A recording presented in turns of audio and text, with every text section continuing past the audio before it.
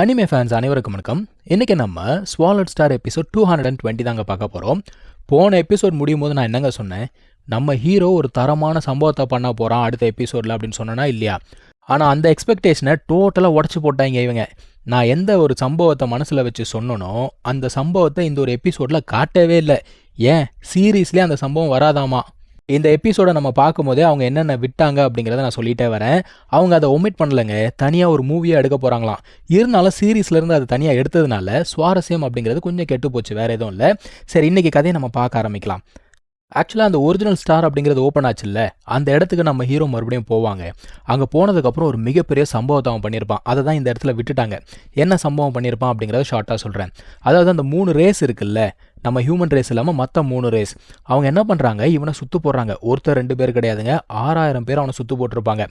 அந்த 6000 பேரையுமே அவன் அதே இடத்துல வச்சு முடிச்சு விட்ருப்பான். இப்போ யோசிச்சு பாருங்க, 1 இல்லை 2 இல்லை 6000 பேர் எல்லாருமே யூனிவர்ஸ் மாஸ்டர் லெவலில் இருக்கிறவங்க. அப்போது மற்ற ரேசஸ் சும்மா விடுவாங்களா? ஸோ ரொம்ப பெரிய ஒரு கலவரம் நடந்திருக்கும். அது எல்லாத்தையுமே இதில் அவங்க காட்டவே இல்லை. எங்கேருந்து ஆரம்பிக்கிறாங்கன்னா, இவன் பார்த்தீங்கன்னா யூனிவர்ஸ் மாஸ்டர் ஆகிட்டான் அப்படின்னு சொல்கிறாங்க. ஆக்சுவலாக நம்ம ஹீரோ இன்னும் யூனிவர்ஸ் மாஸ்டர் ஆகலை. அவன் சுப்ரீம் லெவல் டெக்னிக் அப்படிங்கிறதான் கண்டுபிடிச்சிருக்கான். அதனால் இவனை யூனிவர்ஸ் மாஸ்டர்னு சொல்லிட்டு இவனோட டீச்சர் கேயாஸ் சிட்டி லார்ட் இருக்கார்ல, அவர் சொல்லிடுவார். அதனால் யூனிவர்ஸ் மாஸ்டர்னு எல்லாருமே நினச்சிட்டு இருக்காங்க. இப்போ அவனோட டீச்சர்கிட்டேருந்து ஒரு கால் வருதுங்க, சீக்கிரம் வா என்னை மீட் பண்ணு அப்படிங்கிற மாதிரியான கால். இவனும் வேகமாக போகிறான். சொல்லுங்கள் மாஸ்டர், எதுக்கு என்னை கூப்பிட்டீங்க அப்படின்னு கேட்குறான். பேசிக்கிட்டே இருக்கும்போது அந்த இடத்துக்கு இன்னொருத்தர் வராரு. இவரையுமே நம்ம ஹீரோ இதுக்கு முன்னாடி மீட் பண்ணியிருக்கான். நம்ம ஹீரோவை அவர் காப்பாற்றி விட்டுருக்காரு. ஸோ அந்த மனுஷனை இவனை மீட் பண்ணுறாரா? அதை தொடர்ந்து இன்னொரு மனுஷன் அங்கே வரான். இவருக்கு பேர் என்னடா அப்படின்னா ஐ ஸ்பீக் மாஸ்டரான். இவர் நம்ம கேயாஸ் சிட்டி லார்டோடைய ஜூனியர் பிரதரான். இந்த ஒரு மனுஷன் வரும்போதே உருன்னு தாங்க வரான். ஆனால் என்னதான் உருன்னு இருந்தால் கூட ஹியூமன் கிளானுக்காக ஏகப்பட்ட விஷயத்த மனுஷன் பண்ணியிருக்கான். அதை தொடர்ந்து அந்த ஒரு இடத்துக்கு இன்னொரு மனுஷன் வரான். இந்த ஆள் வரும்போதே பார்த்தீங்கன்னா டார்க்னஸ் அப்படிங்கிறது இவங்களை சுற்ற ஆரம்பிக்குதுங்க. லிட்ரலாக சொல்லணும்னா நம்ம கேயாஸ் சிட்டி லார்ட் இருக்கார்ல, அவருக்கு ஆப்போசிட்னு கூட சொல்லலாம். அந்த மாதிரி இருக்குது இந்த டார்க்னஸ். இவருக்கு பேர் டார்க்னஸ் மாஸ்டர். அவர் மட்டும் வரல, அவருடைய ஸ்டூடெண்ட் ஒருத்தன் இருக்கான், அவன் பேர் நெதர் மாஸ்டரான். 2 பேரும் வந்திருக்காங்க.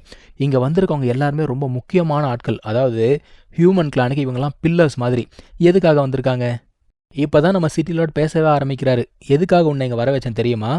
இவங்களை இன்ட்ரடியூஸ் பண்ணுறதுக்காக மட்டும் கிடையாது, நீ இன்னொருத்தரையும் மீட் பண்ணணும் அப்படிங்கிறாப்புல. யாரா அப்படின்னா இவங்களுடைய மாஸ்டரா.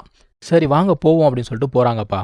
போய்கிட்டே இருக்கும் போது ஒரு கட்டத்தில் நம்ம ஹீரோக்கு அவன் உடம்புல அந்த லாஸ் இருக்குல்ல, அது எல்லாமே டிஃப்ரெண்ட்டாக ரியாக்ட் ஆகிறது ஃபீல் பண்ண முடியுது. அதாவது இந்த ஆரிஜின் சொல்லுவாங்க, ஒரு ஆரம்ப புள்ளி இருக்கும்ல, அந்த ஆரிஜின் கிட்ட வந்தால் என்ன நடக்குமோ அந்த மாதிரி அவன் ஃபீல் பண்ணுறான். அதான் சொல்கிறாரு சிட்டி லார்டு, ஆமாம் அந்த மாதிரி தான் ஃபீல் ஆகும். ஏன்னா இப்போ இவங்க போகிற இடம் அப்படிங்கிறது அந்த வர்ச்சுவல் யூனிவர்ஸோட ஆரிஜினா. இந்த இடத்துல தான் இவங்களோட டீச்சர் இருக்காங்களாம். அந்த மனுஷனே அங்கே சிலையாக தாங்க இருக்காரு. அவருக்கு பேர் யுவான். இந்த ஒரு மனுஷன் தான் இந்த ஒரு யூனிவர்ஸ்லேயே முதல்ல ட்ரூ காட் அப்படிங்கிற லெவலுக்கு போனவர். அவர் பிரபஞ்சத்தில் போகாத இடமே கிடையாது. அவரை ஜெயிக்கிறதுக்கு இந்த ஒரு பிரபஞ்சத்தில் ஆளும் கிடையாது.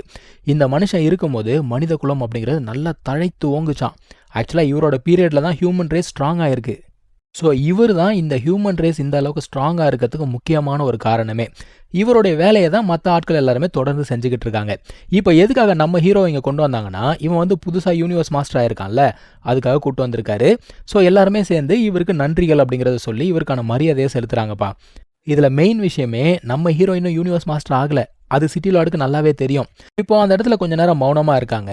அதுக்கப்புறமா நாங்கள்லாம் கிளம்புறோன்னு சொல்லிட்டு கிளம்பி போயிடுறாங்க. ஆக்சுவலாக அது சிலன்னு நம்ம நினச்சோம், ஆனால் அவருக்கு இங்கே யார் வந்துட்டு போகிறாங்க அப்படிங்கிறது நல்லாவே தெரியுது. இப்போ நம்ம ஹீரோ கேட்குறான், நீங்கள் சொன்னீங்க அவர் ரொம்ப ஸ்ட்ராங்காக இருந்தார், யூனிவர்ஸே வலம் வந்தார் அப்படின்னு. அப்படி இருக்கும்போது எப்படி அவர் இறந்து போனார் அப்படின்னு கேட்குறான். ஏன்னா சிலையாக பார்த்தா இறந்து போயிட்டார் தானே நினச்சிப்போம். ஆனால் சிட்டி லார்டு என்ன சொல்கிறாரு, இல்லை டீச்சர் இன்னும் சாகலை அப்படிங்கிறாரு. என்னங்க சொல்கிறீங்க அப்படின்னு கேட்டால், அவரோட டீச்சர் பார்த்தீங்கன்னா ட்ரூ காட் அப்படிங்கிற ஒரு லெவலில் ரீச் பண்ணவர். அப்படி இருக்கும்போது அவரெல்லாம் கொல்ல முடியாது, கொல்றதெல்லாம் ரொம்ப கஷ்டம். மனுஷன் அங்கேயே நிற்காம அடுத்த லெவலுக்கு போகணுன்னு வேற பார்த்துருக்காப்புல. அப்போ அந்த யூனிவர்ஸ் சும்மா இருக்காது. ஏன்னா அவர் அடுத்த லெவலுக்கு போனால் யூனிவர்ஸை விட அவர் ஸ்ட்ராங் ஆகிடுவார்ல. அதனால் யூனிவர்ஸ் என்ன பண்ணியிருக்கு, அவருக்கு பனிஷ்மெண்ட் கொடுத்துருக்கு. ஆனால் அந்த பனிஷ்மெண்ட்லாம் அந்த மனுஷனை ஒன்றும் பண்ணலன்னு வச்சுக்கோங்க. அவர் யூனிவர்ஸையே போய் எதிர்த்துருக்காரு. எதிர்த்தது மட்டும் இல்லாமல் அங்கே மனுஷன் இன்னொரு வேலையை பண்ணியிருப்பான். அதெல்லாம் இந்த எபிசோடில் அவங்க சொல்லலை, அதெல்லாம் நம்ம வேறு இடத்துல பார்ப்போம். அதனால் அந்த யூனிவர்ஸ் என்ன பண்ணியிருக்கு, இந்த ஒரு மனுஷனை அடக்கி அந்த இடத்துல அடைச்சி வச்சிடுச்சு. ஸோ இவரால் வெளியில் வரவே முடியாது, வாய்ப்பே இல்லை. இவர் இந்த மாதிரி அடைஞ்சதுக்கு அப்புறம் தான் மற்ற ரேசஸ் இருக்காங்கல்ல, மற்ற இனம், அவங்கெல்லாம் கொஞ்சம் கொஞ்சமாக மேலே வர ஆரம்பித்தாங்க, மனுஷங்களோட போட்டி போட ஆரம்பித்தாங்க. ஸோ சிட்டி லார்டு என்ன சொல்கிறாரு, எதுக்காக தெரியுமா நான் இங்கே ஒன்று கொண்டு வந்தேன், உன் தோல் மேலே இருக்கக்கூடிய பாரம் என்ன அப்படிங்கிறது உனக்கு தெரியணும். நம்ம ஹியூமன் ரேஸை காப்பாற்ற வேண்டியது நம்முடைய கடமை அப்படிங்கிறாரு. இப்போ நம்ம ஹீரோ கேட்குறான், அவர் வந்து ரிலீஸ் பண்ணுறதுக்கு வழியே இல்லையா அப்படின்னு கேட்குறான். அவங்க வழியே கிடையாது அப்படிங்கிற மாதிரி சொல்கிறாங்க. இப்போ அங்கே கட் பண்ணால் நம்ம பூமியை காட்டுறாங்க. பூமியை ரொம்ப முக்கியம் அப்படின்னு பார்த்தீங்கன்னா, நம்ம ஹீரோ அங்கேருந்து வந்தது மட்டும் இல்லாமல் பூமியில் இருக்கவங்க ஸ்பேஸை எக்ஸ்ப்ளோர் பண்ண ஆரம்பிச்சதே ரொம்ப லேட்டாக தான். இருந்தாலுமே நம்ம பாப்புலேஷன் பயங்கரமாக டெவலப் ஆகிடுச்சு, எல்லா இடத்துக்கும் போய் எக்ஸ்ப்ளோர் அப்படிங்கிறத பண்ண ஆரம்பிச்சிருச்சு. ஃபஸ்ட்டு நம்ம ஹீரோ பூமியிலேருந்து வெளியில் போய் ட்ராவல் பண்ணும்போது அவன் பிளானட் லெவலில் தான் இருந்தான். ஆனால் இன்றைக்கி அவன் ஒரு யூனிவர்ஸ் மாஸ்டராக இருக்கான். அது மட்டும் இல்லாமல் ஹாங் இருக்கார், நம்ம தண்டர் காட் இருக்கார். இவங்க எல்லாமே வந்து ரொம்ப பவர்ஃபுல்லாக இருக்காங்க. ஸோ பூமிக்கு ஒரு ப்ரொடெக்ஷன் இருக்குது. அது மட்டும் இல்லாமல் இந்த ஹியூமன் ரேஸ்க்குன்னு ஒரு பெரிய கவுன்சில் இருக்கோங்க. அதாவது அவங்க தான் டாப் அத்தாரிட்டி. அந்த கவுன்சிலில் நம்ம ஹீரோவுமே ஒரு மெம்பர் ஆகிட்டான். ஆக்சுவலாக பூமியோட ஓனர்ஷிப் அப்படிங்கிறத கம்ப்ளீட்டாக அவன் வாங்கிட்டான். ஸோ மற்ற ரேசஸ் இருந்தாங்களே அவங்க எல்லாருமே வெளியில் அமிச்சாச்சு. அதனால் அவங்களும் கொஞ்சம் கோவமாக தான் இருக்காங்கன்னு வச்சுக்கோங்களேன். அந்த பூமியை எப்படி அவன் திரும்ப வாங்கினான் அப்படிங்கிறது ரொம்ப சுவாரஸ்யமான ஒரு கதை. அதையுமே இந்த பக்கிங்க சொல்லவே இல்லை, எப்போ சொல்லுவானுங்கன்னு தெரியல. ஆக்சுவலாக அவன் வந்து ஒரு சில பேர் கூட சண்டை போடும்போது அவனுக்கு ஒரு ஸ்டோன் கிடைக்கும். அந்த ஸ்டோன் என்ன அப்படிங்கிறது இவனுக்கு தெரியாது. அதை போய் என்னன்னு செக் பண்ணும்போது தான் எல்லாருக்குமே அலர்ட் போயிருக்கும். அதாவது ஹியூமன் ரேசஸில் டாப்பில் இருக்காங்களா அவங்க எல்லாருக்குமே அலர்ட் போயிருக்கும். ஆக்சுவலாக அந்த ஒரு ஸ்டோனை பயன்படுத்தி ஒரு முக்கியமான பிளேஸ்க்குள்ளே போக முடியும். அது ஒரு கீ மாதிரி வச்சுக்கோங்க. அந்த இடத்துக்கு போகிறதெல்லாம் சாதாரண விஷயம் கிடையாதுங்க. யூனிவர்ஸ் மாஸ்டரே போனாலும் திரும்ப உயிரோட வருவாங்களா அப்படிங்கிறது தெரியாது.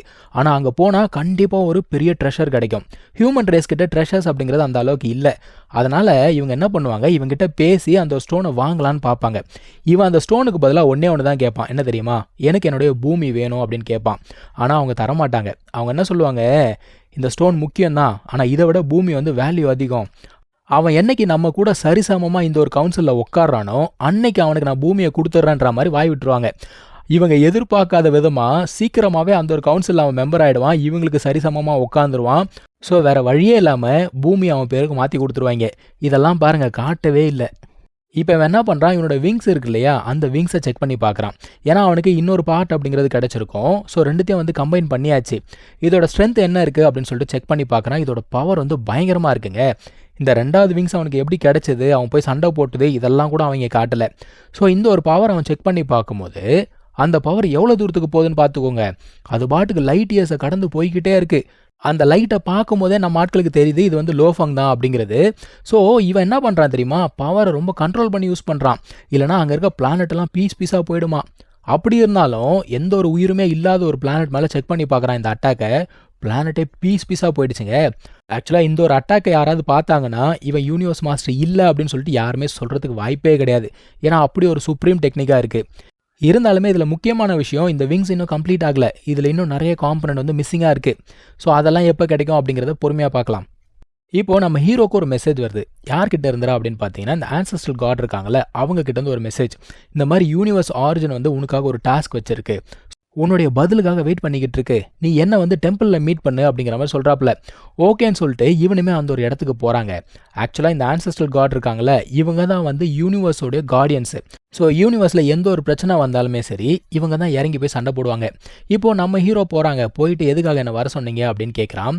அவர் என்ன சொல்கிறாரு, ஆக்சுவலாக யூனிவர்ஸ் ஆரிஜின் என்கிட்ட சொல்லிச்சு, நீ இன்னும் யூனிவர்ஸ் மாஸ்டர் ஆகலையாமே, ஆனாலுமே நீ வந்து ஒரு அல்டிமேட் டெக்னிக் அப்படிங்கிறத கிரியேட் பண்ணியிருக்க. அதை எப்படி கிரியேட் பண்ண, இன்னொரு ஸ்கூலில் இருக்க டீச்சிங் அப்படிங்கிறத கற்றுக்கிட்டு ஒரு மறைஞ்சு போன டெக்னிக்கை வந்து நீ மறுபடியும் உயிரோட கொண்டு வந்திருக்க அப்படின்னு சொல்லுது.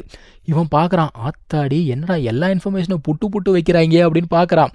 ஏன்னா இதெல்லாம் யாருக்கும் தெரியாதுல்ல, லிட்ரலாக சொல்லணும்னா ரகசியங்கள். அவர் என்ன சொல்கிறாரு, நீ என்னைக்கு யூனிவர்ஸ் மாஸ்டர் ஆகிறியோ அன்னைக்கு இந்த ஸ்கூலில் நீயுமே ஒரு கார்டியனாக இருப்ப அப்படிங்கிறாரு. ஏன்னா இங்கே கார்டியன் ஆகிறதுலாம் சாதாரண விஷயம் இல்லை, உண்மையாகவே யூனிவர்ஸ் மாஸ்டராக இருக்கணும். ஏன்னா அவங்களுக்கு கீழே நிறைய யூனிவர்ஸ் மாஸ்டர்ஸ் இருப்பாங்க. சரி, இப்போ இவனுக்கான மிஷன் என்ன அப்படிங்கிறத சொல்ல ஆரம்பிக்கிறார். அவர் சொல்கிறாரு, உனக்காக ஒரு மிஷன் இருக்குது, அதுக்கும் ஹியூமன் ரேஸ்க்கும் சம்மந்தம் இல்லை, மிஷனை ஏற்றுக்கிறியா அப்படிங்கிறாரு. நம்ம ஹீரோ என்ன சொல்கிறான்னா, ஹியூமன் ரேஸ்க்கு எந்த ஒரு பாதிப்பும் இல்லை அப்படின்னா நான் மிஷனை தாராளமாக ஏற்றுக்கிறேன் அப்படிங்கிறாங்க. ஆக்சுவலாக இவனுடைய மிஷன் என்ன அப்படின்னா, யுவன் ஆவுன்னு சொல்லிட்டு ஒரு சீக்ரெட் ஏரியா இருக்குது. அந்த ஒரு ஏரியாவில் ஏதோ ஒரு விஷயம் நடக்குது. அந்த ஒரு விஷயம் இந்த ஒரு யூனிவர்ஸ்க்கு த்ரெட்டாக இருக்குங்க. ஸோ அவர் என்ன பண்ணுறாரு, ஒரு தவளை அப்படிங்கிறத கொடுக்குறாரு. இந்த தவளையோட கண் யாரெல்லாம் பார்க்கும்போது ரெட்டாக மாறுதோ அவங்க எல்லாரையும் கொண்டுடு, ஒருத்தரையும் விடாத அப்படிங்கிறாரு. ஸோ இதுக்கப்புறம் என்ன நடந்தது அப்படிங்கிறத அடுத்த எபிசோடில் பார்க்கலாம். தேங்க்யூ ஸோ மச் ஃபார் வாட்சிங். Take care. பை.